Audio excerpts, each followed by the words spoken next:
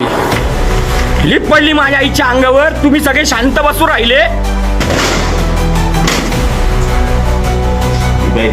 बाप, अरे माझ्या आईचा जीव याच्यात गेला रे. माझ्या आईचा जीव याच्यात गेला. अरे पाहू घ्या रे हे हात. मोठं गेलं रे माझ्या आईचं. अरे बाप रे, मारलं रे माझ्या आईला.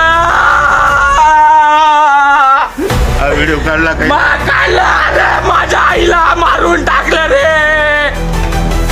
या बऱ्या शांत बसले सगळे. माझ्या आईला मारून टाकलं रे. पाहायला पुरायले सगळे. या पाहायचा सुद्धा बोलत नाही. माझ्या आईला मारून टाकलं.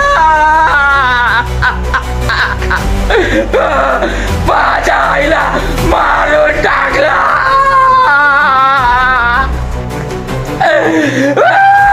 आता काय बोलल रे ते? काय करू राहिलं तिला? अरे मारून टाकलं माझ्या आईला. लिप पाहिले मी बर का.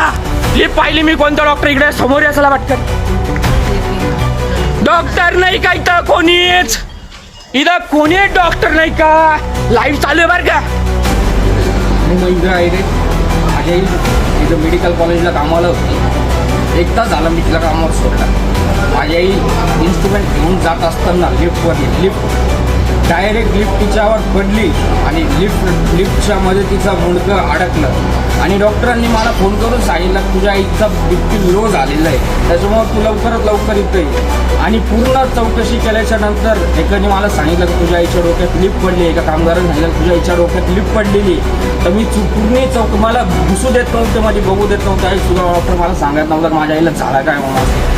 मी पूर्ण चौकशी केल्याच्या नंतर तिथं पूर्ण रक्त सांडलेलं होतं. त्याच्यावरून माझ्या लक्षात आलं की माझी आईची जी मान आहे तर पूर्ण त्या लिफ्टमध्ये अडकलेली. त्याच्यावरून माझ्या आईचा जीव गेलेला आहे. आणि इथले लोक सगळे खोटं बोलतात. एकही जण व्यवस्थित काही सांगत नाही आहे.